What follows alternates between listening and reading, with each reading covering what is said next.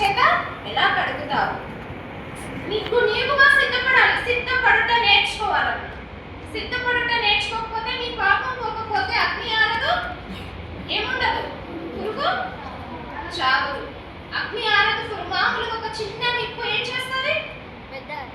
మీరు లైటర్ తెలుసు కదా, చాలా మంది ఇళ్ళలో లైటర్ ఉంది కదా, ఉందా? ఆ లైటర్ అంత పెద్ద గ్యాస్ ని కూడా ఒక చిన్న నిప్పు అది ఎక్కడి నుండి వస్తుందో కూడా తెలియదు, అయిన మంట వచ్చేస్తుంది కదా, మనకు చక్కచక్క వంట అయిపోతుంది. అట్లనే అంత పెద్ద అగ్నిలో మనం వంట కూడా అక్కడ వచ్చి వాటర్ పోయాలి. ఎవరు అయ్యో నన్ను రక్షించి అనడానికి లేదు, దేవుడు మనకి ఇక్కడే సమయం ఇచ్చాడు కాబట్టి ఇక్కడే మనము సరి చేసుకోవాలి. అర్థమవుతుందా మీకు? అలాగే ఇక్కడ నిత్యమైనటువంటి జీవుడు, నిత్యమైనటువంటి జీవం కలిగిన దేవుని నీవు నేను కూడా వెంబడించాలి. అలాగే ఇక్కడ ఎలీషా ఏలియాను ఎంతో ప్రేమిస్తూ వచ్చాడు, ఎంతో ప్రేమించాడు. నిన్ను నన్ను కూడా దేవుడు ఏం చేస్తూ వచ్చాడు? ప్రేమించాడా, ద్వేషిస్తున్నాడా? ఏం ఆన్సర్స్ వస్తలేవేంట? ప్రేమించట్లేదా మిమ్మల్ని దేవుడు? ప్రేమించట్లేదా? మీరు ఇక్కడికి రానే రాదు. దేనికోసం వస్తున్నారు? దేవుడి కోసం వస్తున్నారా, స్నాక్స్ కోసం వస్తున్నారా? మరి అదే చెప్పండి. మరి దేవుడి కోసం వస్తున్నారు కదా. అలాగే ఇక్కడ ఎంతో ప్రేమిస్తూ వచ్చాడనమాట. అతను తీసుకొని తెలుసుకొని వెంబడిస్తూ వచ్చినప్పుడు వాళ్ళిద్దరు కలిసి గిల్గాలునకు వెళ్తారు. ఎక్కడికి వెళ్తారు? ఇద్దరు కలిసి వాళ్ళిద్దరు కలిసి ఎక్కడికి ప్రయాణం చేస్తారు? ఎవరు? ఈయన ఎలీషా. ఎవరైనా? ఎలీషా. ఈయనెవరు? ఏలియా. వీళ్ళిద్దరు కలిసి ఎక్కడికి ప్రయాణం చేస్తారంటే గిల్గాలునకు ప్రయాణం చేస్తారు. ఎక్కడికి ప్రయాణం చేస్తారు? గిల్గాలు అనేటువంటి అక్కడికి ప్రయాణం చేస్తూ ఉన్నప్పుడు మధ్యలో ఈ ఎలీషా అంటాడు, ఏలియా అంటాడు, ఏమని, నాకు దేవుని పిలుపు వచ్చింది కాబట్టి నీవు ఇక్కడ నుండి వెళ్ళిపో అని చెప్తాడు. అర్థమవుతుందా? ఇక్కడ నుండి నా దగ్గర నుంచి వెళ్ళిపో, ఇంకా ఎంత దూరం వచ్చావు కదా, కొంత దూరం వచ్చావు కదా, ఇక్కడ నుంచి ఇంకా వెళ్ళిపో అని చెప్పినప్పుడు ఈ ఎలీషా వెంటనే ఏమంటాడంటే స్పాట్ గా వేస్తాడు, యెహోవా జీవము తోడు, నీ జీవము తోడు, నేను నిన్ను విడువను. ఏమంటాడు? యెహోవా జీవము తోడు, నీ జీవము తోడు. ఎవరి జీవం అంట? ఏలియా జీవము తోడు, నేను నిన్ను అస్సలు విడిచిపెట్టను అని చెప్తాడు. సరే అని చెప్పేసి ఆ మాట అనగానే ఈ ఏలియా కూడా ఏమవుతాడు? సరే కదా అని ప్రయాణం చేస్తూ అక్కడ గిల్గాలులో కొంతమంది శిష్యులు ఉన్నారు. ఏలియా కొంతమంది శిష్యులను అక్కడ సిద్ధపరుస్తూ వచ్చాడు. అక్కడ ఈ ఎలీషా దగ్గరికి ఈ శిష్యులు వచ్చేసి ఇక్కడ కనబడుతున్నారు కదా, శిష్యులు ఏం చేస్తారంటే ఎలీషాని అంటారు, నీకు తెలుసా నీ దైవజనుడు ఈరోజు మరుమునకు చేర్చబడుతున్నాడు కదా, నీకు తెలియదా అంటే, మీరు ఊరుకు నుండి నేను అడుగుతున్నా, మీరు మౌనంగా ఉండండి అని చెప్తారు. మనం కూడా కొన్నిసార్లు ఏం చేస్తాం? అన్ని తెలిసినా కూడా తెలియనట్టుగా కొన్నిసార్లు ఉంటాం కదా, ఉంటామా ఉండమా? మనకు కూడా కొన్నిసార్లు అన్ని తెలుసు కానీ అమ్మో ఏమంటారా అని చెప్పేసి తెలియనట్టుగా ఉంటాం. అట్లనే వీళ్ళు కూడా, ఈ ఎలీషా కూడా అలాగే ఉన్నాడు, తెలుసు తనకు, మౌనంగా ఉన్నాడు. వీళ్ళు వచ్చి ఏమంటున్నారు, నీ దైవజనుడు ఈరోజు మరుమునకు చేర్చబడుట నీకు తెలియదా అన్నప్పుడు, మీరు ఊరుకుంటుండి, నాకు నేను అన్ని ఎరుగుదును. ఎరగడా? ఎప్పుడు పక్కనే ఉన్నప్పుడు తెలియదా తనకు? తెలుసు కదా. అప్పుడు వెంటనే సరే అని ప్రయాణం చేస్తూ చేస్తూ ఎక్కడికి వెళ్తారంటే వెంటనే గిల్గాలు పట్టణం నుండి ఇంకో దగ్గరికి వెళ్తారనమాట. ఎరికో పట్టణంలోకి వెళ్తారు. ఎక్కడికి వెళ్తారు? ఎరికో పట్టణానికి వెళ్తారు. ఎక్కడి నుండి ప్రయాణం చేస్తూ వెళ్తారు వాళ్ళు? గిల్గాలు దేశం నుండి, గిల్గాలు పట్టణం నుండి ఎరికోకు వెళ్తారు. ఎరికోని ఎవరు కూల్చేస్తారా? చెప్పారు కదా, ఎరుకో పట్టణం అక్కడే. అయితే ఎరుకోకు ప్రయాణం చేస్తూ వెళ్తారు. ప్రయాణం చేసి ఎరుకో పట్టణాన్ని చేరినప్పుడు తిరిగి మళ్ళీ వెళ్ళి అదే అంటాడు. ఏమని అంటాడంటే, నీవు ఇక్కడ నుండి వెళ్ళిపో, ఇంత దూరం ప్రయాణం చేసావు కదా, నన్ను దేవుడు పిలుస్తున్నాడు, నేను వెళ్ళాలి అని చెప్తాడు. మళ్ళీ సెకండ్ టైం కూడా ఎలీషా ఏమంటాడంటే, యెహోవా జీవము తోడు, నీ జీవము తోడు, నేను నిన్ను విడువను అని చెప్తాడు. ఏమని చెప్తాడు చెప్పండి నాకు ఫాస్ట్గా. మరి మనం అంటాం అంతే ఫాస్ట్గా, అమ్మ చనిపోతాడని ఆయనతో పాటు మనం ఎందుకు వెళ్దాము, మన పని మనం చేసుకుందాం అనేసి అనుకుంటాం కదా. ఎందుకు ఆయనతో పాటు వెళ్ళి ఏమవుతాము, మనం తెలియడానికి తిరిగి వస్తాడో లేదో కూడా తెలియదని మనం వచ్చేస్తాం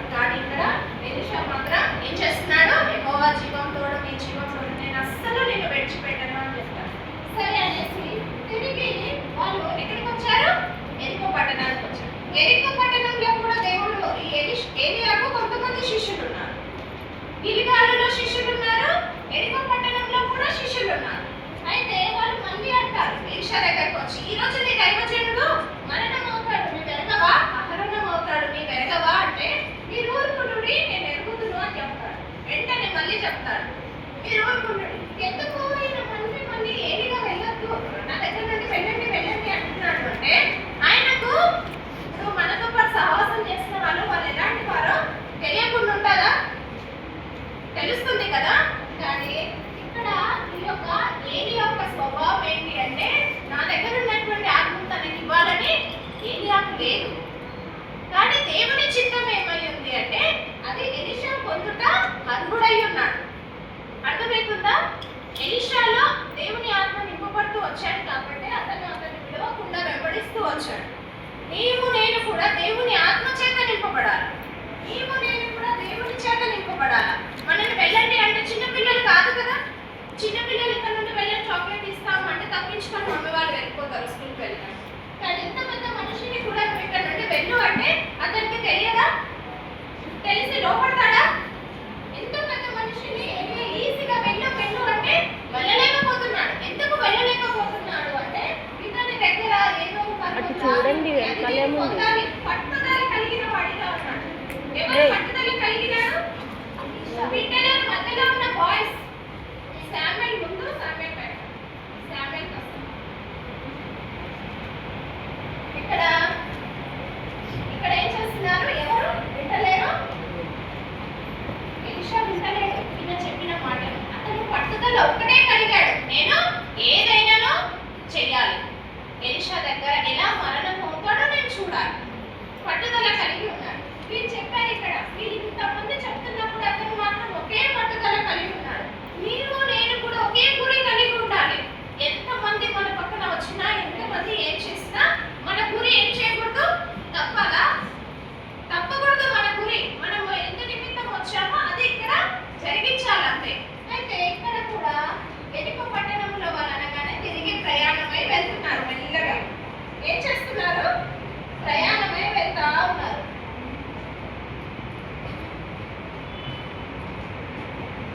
చూడండి, ఇక్కడ చేతిలో ఏలియా చేతిలో ఏముంది గమనించండి. దుప్పటి ఉంది ఆయన చేతి మీద, కనబడుతుందా? ఏముంది? వీళ్ళిద్దరు కలిసి ప్రయాణమే వెళ్తూ యోర్దాను దగ్గరికి వెళ్తారు. ఎక్కడికి వెళ్తారు? యోర్దాను అంటే ఏముంటది? యోర్దాను అంటే ఏముంటదిరా? నది. వాటర్ ఉంటుంది కదా, నది దాటాల్సిందే కదా. అయితే యోర్దాను దగ్గరికి ఇద్దరు కలిసి వెళ్తున్నారు. వీళ్ళతో పాటు 50 మంది శిష్యులు కూడా వెళ్తారు. అసలు వీళ్ళు ఇంత పట్టుదల కలిగిన ఎలీషాను చూడడానికి వెళ్తారు. ఎలీషాను చూడడానికి సాక్షులను దేవుడు మన కోసం కూడా కొంతమంది సాక్షులను పెట్టినట్టు, ఇక్కడ కూడా వీళ్ళు 50 మంది కూడా ఏం చేస్తారంటే ఆ యొక్క యోర్దాను నది దగ్గరికి వెళ్తారనమాట. వీళ్ళు కూడా చూస్తూ ఉంటారు. వారు ప్రయాణమై వెళ్తా ఉంటే చూస్తూ ఉంటారనమాట. ఎలా నడుచుకుంటూ వాళ్ళు సంభాషణ చేసుకుంటూ మెల్లగా ప్రయాణమైనప్పుడు అక్కడ యోర్దాను నది దగ్గర ఏలియా చేతిలో ఉన్నటువంటి దుప్పటిని తీసి ఏం చేస్తారంటే ఆ వాటర్ మీద కొడతాడు. కొట్టగానే నేల సపరేట్ అయిపోతుంది అనమాట. వాటర్ సపరేట్ అయ్యి వాళ్ళు యోర్దాను నదిని దాటుతారు. ఏం చేస్తారు? యోర్దాను నదిని సేమ్ మోషే దగ్గర ఏం జరిగింది చెప్తారు ఎవరైనా? ఎర్ర సముద్రాన్ని మోషే ఏం చేశాడు? చీల్చివేశాడా? 2 పాయలు చేశాడు. 2 పాయలు వేశాడు. అలాగే ఇక్కడ కూడా 2గా సపరేట్ అయిపోయిన వెంటనే ఈ ఇద్దరు శిష్యులు ఎవరైనా వీరెవరు? ఎలీషా ఏం చేస్తారంటే వెళ్తా ఉంటారు. వీళ్ళు మాత్రం బయట ఉంటారు. నదిని దాటారు, నది ఇంకలే ఉంటారు. శిష్యులు 50 మంది శిష్యులు కూడా బయటే ఉంటారు. అయితే వీళ్ళు మాట్లాడుతూ ఏలియా ఏమైపోతాడు అంటే వెంటనే అయిపోతాడా?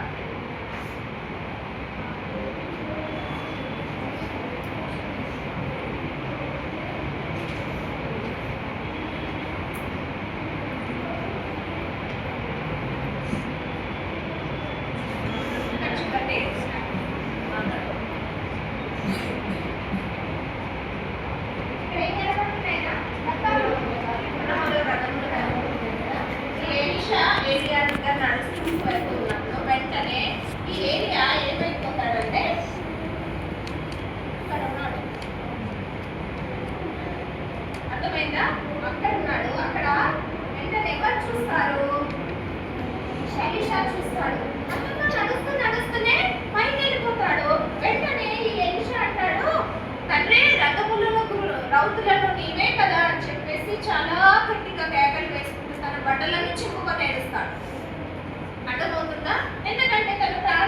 ఇప్పుడు ఏమయ్యాడు?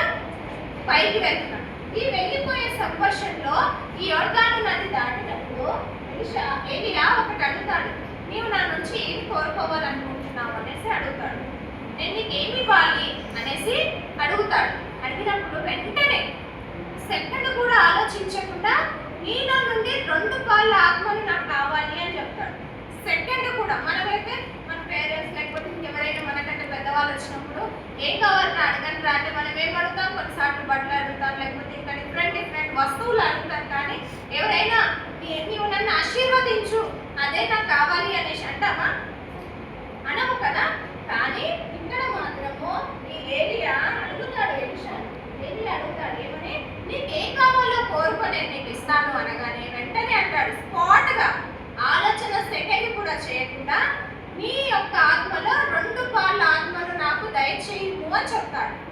దయచేయము అని చెప్పిన వెంటనే నేను నీకు కనబడితే ఆ 2 పాళ్ళ ఆత్మ నీకు వస్తుంది అని చెప్తాడు. చెప్తూనే ఆయన పరమునకు వెళ్ళిపోతాడు అనమాట. వెళ్ళిపోయినప్పుడు ఆయన దగ్గర ఉన్నటువంటి ఏంటో చెప్పండి,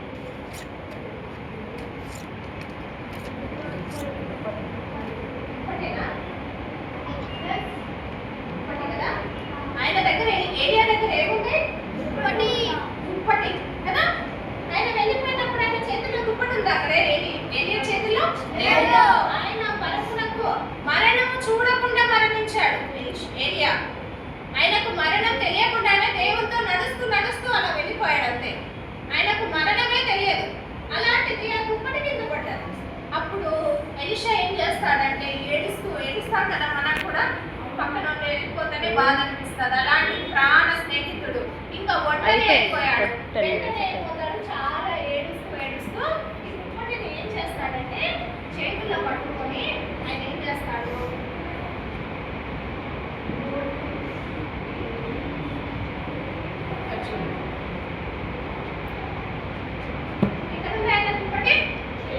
సేమ్ ఎలిషా వేసుకున్నాడు, ఏలియా వేసుకున్నట్టు చేతి మీద వేసుకున్నాడు. చేతిలో ఒక కర్ర ఉంది కదా.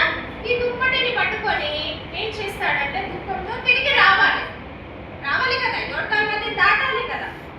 మరి నదిని దాటాలంటే ఏలియా లేడుగా, మరి ఎలా దాటాడు? మనమైతే ఏం ఆలోచిస్తాం? మీరు చెప్పండి ఫాస్ట్గా, మీరేం చేస్తారు? పడవ పెట్టి దాటారు, లేకపోతే ఈత వస్తే ఈదుకుంటూ దాటడం చేస్తారు. కానీ సేమ్ ఏలియా వల్ల ఎలీషా కూడా చేయాలి. ఎందుకు అంటే అక్కడ ఎవరు చూస్తున్నారు? శిష్యులను సాక్షులుగా దేవుడు పెట్టాడు కదా. ఏం జరుగుతుందా చూద్దామని ఇక్కడ ఉన్నారు కదా. అయితే దాన్ని అడిగితే ఎన్నో పాళ్ళ ఆత్మను అడిగాడు. ఎన్ని పాళ్ళ ఆత్మను అడిగాడు? 2 పాళ్ళ ఆత్మను అడిగాడు. దేవుడు ఆయనకు 2 పాళ్ళ ఆత్మను ఇచ్చాడు అని విశ్వాసం నమ్మాడు. అర్థమవుతుందా? తనకు ఫస్ట్ ఆఫ్ ఆల్ మనకి ఏం కలిగి ఉండాలా? విశ్వాసం కలగాల. విశ్వాసం లేకపోతే నీవు మృతుడవే అన్నది వాక్యం. అర్థమైందా? అందుకే హెబ్రీలు 12 చదువుతారు ఎవరైనా ఫాస్ట్గా తీసి. ఫస్ట్ వర్డ్స్ హెబ్రీ ఫాస్ట్గా తెలుగులో ఎవరైనా తీసి చదవగలరా? గట్టిగా ఎవరు లేరా?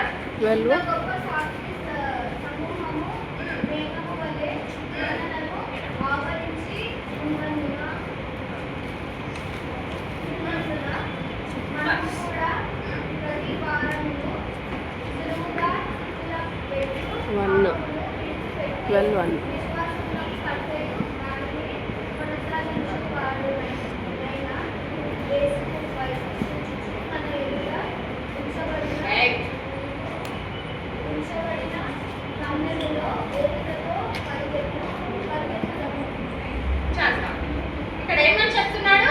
విశ్వాసమునకు ఎవరైనా విశ్వాసమునకు కర్త. దేవుడు ఎవరు? విశ్వాసమునకు కర్త. విశ్వాసమునకు కర్త అయిన వారి వైపు మనమేం చేయాలో మన కన్నులను చూడాలి.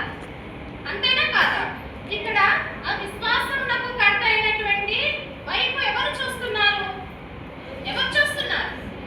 ఎలీషా చూస్తున్నాడు. తనలో విశ్వాసం ఉంది.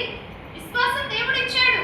తనలో 2 ఆత్మలు కలిగి ఉన్నాను. అది నాకు దేవుడు ఇచ్చాడు కానీ నమ్మాడంటే. ఇచ్చావా ప్రభువా, నేను ఇక్కడ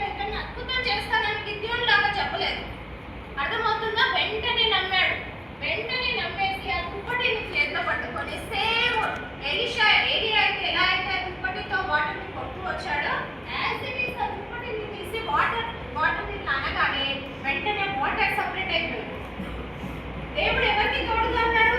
ఎలియాకు తోడుగా ఉన్న దేవుడు నెక్స్ట్ ఎవరికి తోడుగా వచ్చాడు? ఎలీషాకు వచ్చాడా? తన యొక్క పట్టుదల ఏమంటారు, వెంబడించాడు. ఎన్ని ఆత్మలను పాలు పొందుతూ వచ్చాడు? 2 ఆత్మల పాలు పొందాడు. కుమారు ఏలియా ఏం చేస్తాడు? అది ఇవ్వదలుచుకో. కొంతమంది ఏం చేస్తాము, మనలో ఉన్నటువంటిది ఇతరులకు పంచడానికి ఇష్టపడరు. అది మనతోనే సమాప్తం కావాలి, కానీ ఇతరులకు అమ్మో వద్దు, వాళ్ళు ఎక్కడ ఆశీర్వాదం పొంది హైగా వెళ్ళిపోతారో అనుకుంటారు. కానీ ఇక్కడ అలాగే సేమ్ స్వభావం ఏలియాకు ఉన్నప్పటికీ దేవుని చిత్తం అది కాదు. అర్థమవుతుందా? మన మన యొక్క ఆలోచనలు వేరుంటాయి, దేవుని యొక్క ఆలోచనలు వేరుంటాయి. అవి అసలు మనం తాకలేము. అలాంటి పరిస్థితుల్లో కూడా ఇక్కడ ఎలీషా 2 ఆత్మలు పొందాడు. అందుకే ఫస్ట్ లో స్టార్టింగ్ లో చెప్పాను, ఏలియా ఎన్ని అద్భుతాలు చేశాడని చెప్పాను? 8 అద్భుతాలు. కానీ ఎలీషా ఎన్ని అద్భుతాలు చేశాడు? 16 అద్భుతాలు చేశాడా? చేస్తూ వచ్చాడు. ఫస్ట్ దే కనిపించింది. ఇదంతా చూసినటువంటి ఇక్కడ ఎంతమంది శిష్యులు ఉన్నారు? 50 మంది శిష్యులు కూడా అది చూసి షాక్ అయిపోతారు. ఇదేంటి అంటే, మా దైవజనుడైన ఏలియాలో కలిగిన ఆత్మ ఇప్పుడు నెక్స్ట్ ఎవరిలో కలిగి ఉన్నాడు? ఎలీషాలో కలిగి ఉన్నాడు. ఆ దేవుడే ఈ ఎలీషాకు కూడా తోడుగా ఉన్నాడు. నీవు నేను కూడా పిల్లలారా, ఈరోజు మీరు చిన్నవారిగా ఉండొచ్చు. అర్థమవుతుందా? ఈరోజు మీరు చిన్నవారే, కానీ రేపటి నాటికి దేవుడి పని చేసి మంచి రానున్న వారిగా సిద్ధపడాలి. మీరు భూమి మీద జీవిస్తున్నారు. ఎలీషా వలె పట్టుదల కలిగి ప్రార్థన చేయండి. దేవుడు మీ పట్ల గొప్ప కార్యాలను చేస్తాడు. లేదు, మేము ప్రార్థననే చెయ్యము, మా ఇష్టానుసారంగా మేము ఆడతాం, తింటాం, పడుకుంటామంటే దేవుడు ఎప్పుడు వస్తాడో తెలియదు. అర్థమవుతుందా మీకు? ఎప్పుడు దేవుడు వస్తాడో తెలియదు. ఎందుకంటే దేవుని రాకడా ఎక్కడుంది? బహు సమీపంగా, డోర్ దగ్గర ఉంది. అది లోపలికి ఎప్పుడు వస్తుందో తెలియదు. ప్రవచనాలు నెరవేర్చబడుతున్నాయా? ప్రవచనాలు నెరవేర్చబడుతున్నాయా లేదా? చెప్పండి నాన్న. మీకు ఇంట్లో విన్నారా? టీవీ న్యూస్లలో వినట్లేదా? ఇజ్రాయెల్లో ఏం జరుగుతుంది? వార్ జరుగుతుంది. బైబిల్లో రాయబడి ఉందా వార్ జరుగుతుందని? రాయబడి ఉందా లేదా? ఉంది. మనం అనుకుంటాం, నా చిన్నప్పటి నుండి చెప్తున్నాను. నేను కూడా సర్టి నేర్చుకొచ్చినాకనే హిందూ ఫ్యామిలీ నుండే వచ్చాను నేను కూడా. కానీ మిడిల్కి వచ్చేసరికి అంటే నాకు తెలివి వచ్చాక నేను ఒక క్రైస్తవురాలు. దేవుడు ఎరిగిన అప్పటి నుండే చెప్తున్నారు ఏమని, ప్రభు ఇప్పుడే వస్తాడు, ప్రభు ఇప్పుడే వస్తాడు. 30+ వచ్చినా కూడా ఇంకా ప్రభు రాలేదు. మీకు కూడా అదే ఫీలింగ్ ఉంటుంది. వస్తారులే మన పని మనం చేసుకోవచ్చులే, ఏముందిలే అనిపిస్తారు. అంతేనా కదా? కానీ ఇప్పుడైతే వస్తాడు దేవుడు. ఇప్పుడు మా అంటే ఇంకా 3-4 ఇయర్స్లో మ్యాక్సిమం దేవుడు రావడానికి సిద్ధంగా ఉన్నాడు. మీ ఆత్మలను దేవుడు విడిచిపెట్టడానికి ఇష్టంగా లేదు. ఒక్క ఆత్మ నశించుట పరలోకమందున్న తండ్రికి సంతోషమా? మిమ్మల్ని ఎందుకంటే మిమ్మల్ని మనము పొందాల్సిన శిలువ మీద గాయాలను దేవుడు పొందుతూ వచ్చాడు. మనం మమ్మీ డాడీ కొడితేనే ఇలా పోలిపోయి ఏడుస్తాం కదా, భయంకరంగా కొడితే కోపం వస్తే మమ్మీ డాడీ కొడితే ఏడుస్తారా, ఏడవరా? కానీ ఏసయ్య నీ కోసం నా కోసం ఏకంగా మేకులను కొట్టుకున్నాడు. ఆయనకి ఎంత గాయం ఉండాలి? అంతేనా? నీ తలంపుల నిమిత్తం ఆయన ముళ్ళ కిరీటం పెట్టుకున్నాడు. ఆయనకి ఎంత పెయిన్ ఉండాలి? మరి మీరు ఆలోచించట్లేదు ఎందుకు? ఏముందిలే, దేవుడు ఇప్పుడు కనబడట్లేదు కదా, మమ్మల్ని చూస్తున్నాడు అంటే మీరు తెలియకుండా నీ గోడలన్నీ మనకు సీసీ కెమెరాసే. మనం ఇళ్ళలో సీసీ కెమెరాస్ పెట్టుకుంటాం, కానీ దేవుడి గోడలన్నీ సీసీ కెమెరాస్ పెట్టాడు. మనం వేసుకున్న వస్తువులు కూడా సీసీ కెమెరాసే. ఇది వాక్యంలో ఉంది, నేను చెప్పేది కాదు. మనం వేసుకుంటున్న బంగారం కూడా మన కోసం సాక్ష్యం ఇస్తుందట. తెలుసా మీకు? మీరు క్లియర్గా వాక్యం చదవండి. నేనేమి నా ఓన్గా చెప్పట్లేదు, క్లియర్గా చెప్తున్నాను, వినండి పిల్లలు. దేవుడు రాకడ చాలా సమీపంగా ఉంది. మీరు మారు మనసు పొందండి. మీరు మారు మనసు పొంది, అయ్యా నా కోసం నువ్వు మరణించావు, ఇలా ఎలీషా వలె నీవు నేను కూడా ఏం కలిగి ఉండాలి? పట్టుదల కలగాలి. రెండవది ఆత్మల సంపాదన కలగాలి. ఈ భూమి మీద మనం ఎప్పుడన్నా మీరు రాసి పెట్టుకుంటారా, నేను 8 సంవత్సరాలు బ్రతుకుతాననేసి? తల్లి గర్భంలో ఉండగానే కొంతమంది చనిపోతారు. అంతేనా కాదు? ఎన్నో ఆశలు పెట్టుకుంటారు తల్లి గర్భంలో ఉండగానే. అప్పుడు ఏమైపోతారు? చనిపోతారు. కొన్ని రోజులు ఏడుస్తారు, వదిలేస్తారు. కొంతమంది పెద్దగా అయినాక చనిపోతారు. అప్పుడు దుఃఖం. మనం ఎప్పుడు మరణిస్తామో మనకు తెలియదు. మీరెప్పుడు, నేనెప్పుడు మరణిస్తానో మనకు తెలియదు. మనని కాపాడేది మన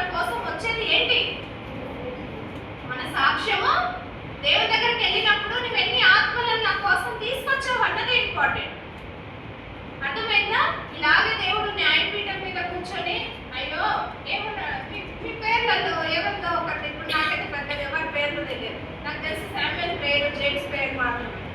అయితే వచ్చి అడుగుతాడు, శామ్యుయల్ నువ్వు నా కోసం ఎన్ని ఆత్మలను తెచ్చావు అనేసి. అప్పుడు ఏంటి ఏం చెప్తాను? తల్లి తెచ్చుకోండి, నేను ఏం తెలియనేసా, ఇష్టానుసారంగా జీవించానని చెప్తామా?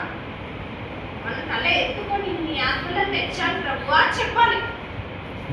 అర్థమవుతుందా? మీరు ఎంతమంది కుటుంబ ప్రేయర్లో దేవుని కోసం పనిచేస్తున్నారు? ఇప్పుడు మమ్మీ డాడీ ఇంట్లో ఉండరు, కొన్ని సందర్భాలు, అన్ని సందర్భాల్లో మమ్మీ డాడీ ఉంటారా ఇంట్లో? ఉండరు. మీకు మమ్మీ డాడీ ఏమొప్ప చెప్తారు? ప్రేయర్ చేసుకోండి, కుటుంబ ప్రేయర్ చేసుకోండి, మీ పర్సనల్ ప్రేయర్ చేసుకోండి, పడుకోండి అని చెప్తారు. మీరు ఎంతమంది ప్రేయర్ చేసుకుంటారు మమ్మీ డాడీ ఉన్నప్పుడు? అందరూ కూర్చుంటారు ఎంతో భయంతో. అదే మమ్మీ డాడీ లేనప్పుడు ఎక్కువసేపు అయినాక ప్రేయర్ చేసుకుని పడుకోవచ్చు కదా, అంతేనా? ఒక్కోసారి కుటుంబ ప్రేయర్ కూడా మిస్ చేస్తాం. అలా ఉండకూడదు. నేను ఒకటి గర్వంగా చెప్తాను ఏంటంటే, మా పిల్లలు నేను లేకపోయినా కుటుంబ ప్రేయర్ కూర్చుంటారు, వాక్యం ఎక్స్ప్లెనేషన్ చేస్తారు. మనం సిద్ధపరచాలి, మీరు సిద్ధపడాలి, లేకపోతే రాటు తేలుతారు. క్రీస్తు అనే బండ మీద వేసి ఏం చేయమని చెప్పింది వాక్యము? తెలుసా? సామెతల్లో ఉంది. ఏం చేయమని చెప్పింది? కొట్టమని చెప్పింది. పిల్లలను కొట్టకపోతే ఏం చేస్తాడంట? తల్లికి అవమానం తెస్తాడు కుమారుడు. వ్యర్థం వాడని కుమారుడు తల్లికి ఏం తెస్తాడు? అవమానం తెస్తాడు. వ్యర్థం వాడాల్సిందే. ఈ మధ్య కాలంలో అందరు కొడతా ఉంటారు, మొదలు దూరుతా ఉంటారు. అలా కాదు. మీరు కూడా ఎలీషా వలె ఇప్పటి నుండి ఒక మంచి తీర్మానంతో వెళ్ళండి. ఈ రోజు లాస్ట్, అంతేనా? రేపు ఇంకా మనకు అన్ని ఏముంటాయి? వాక్యాలు ఉంటాయి, స్టోరీస్ ఉండవు. ఆంటీ వాళ్ళు అందరు ఆంటీ వాళ్ళు ఉంటారు, మిమ్మల్ని ప్రేర్ చేస్తారా అడిగే వాళ్ళు ఉంటారు. ఇంకా ఇది మీరే, మీరు విన్నారు కదా, మీ ఆత్మకు మీరే ఉత్తరవాదులు, అంతేనా? మీ ఆత్మకు మీరే ఉత్తరవాదులు. ఏం చేయాలి? ఇప్పటి నుండి ఎలీషా వలె ఏం చేసుకోవాలి? ఏం చేయాలి? ఎలీషా ఏం కలిగి ఉన్నాడు చెప్పండి నాకు. ఫస్ట్ ఆఫ్ ఆల్ ఏం కలిగి ఉన్నాడు చెప్పండి? ఏలియాను విడిచిపెట్టాడా? విడిచిపెట్టలేదు. రెండవది, వెళ్ళమంటే వెళ్ళిపోయాడా? వెళ్ళిపోలేదు. మూడవది, ఏలియా అడిగిన వెంటనే ఏం పొందాడు? మరి మీరేం చేస్తారు? దేవుణ్ణి విడిచిపెట్టకుండా పని చేయాలి. ఎలీషా వలె పట్టుదల కలిగి ప్రార్థన చేయాలి. ఈ ప్రార్థనలో ఏముండాలంటే అవిశ్వాసం ఉండదు, పట్టుదల ఉండాలి. నువ్వు ప్రార్థన చేస్తే అది జరుగుతుంది. ఇప్పుడు కాకపోయినా కొన్ని రోజులకైనా జరుగుతుంది. దేవుడు ఏం చేస్తాడు? ఇప్పుడు జరిగించాడేమో, కానీ దాని అవసరం బట్టి దేవుడు అప్పుడు ఇస్తాడు. అప్పుడు నేను ఇప్పుడు ప్రార్థన చేస్తున్నాను, నాకు అసలు ఇవ్వలేదు అనేసి నిరుత్సాహపడదు. దేవుడు నీకు ఎప్పుడు అవసరమో అది అప్పుడు ఇస్తాడు. మూడవది, ఆత్మలను పొందాలి, అభిషేకం పొందాలి. నువ్వు ప్రార్థన చేస్తే స్వస్థత వరాలి. యేసుప్రభు దగ్గరికి ఎంతమంది దేని కోసం వచ్చారు చెప్పండి? చాలా మంది యేసుప్రభు వీధిలో వెళ్ళడానికి చాలా మంది వచ్చారు కదా, వచ్చారా? దేనికోసం వచ్చారో మీరు చెప్పండి? ఆశీర్వాదాల కోసం వచ్చారా? అంతే అంటారా? ఆశీర్వాదం, నాకు తెలిసి ఆశీర్వాదాల కోసం రాలేరు అక్కడెక్కడ. దేనికోసం వచ్చారు? స్వస్థతల కోసం వచ్చారు. యేసు ప్రభు దగ్గరకు వస్తే స్వస్థత పొందుతాం. యేసు దగ్గరకు వస్తే మాకున్న రోగాలన్నీ పోతాయి. కానీ వాళ్ళలో విశ్వాసం కలగలేదు.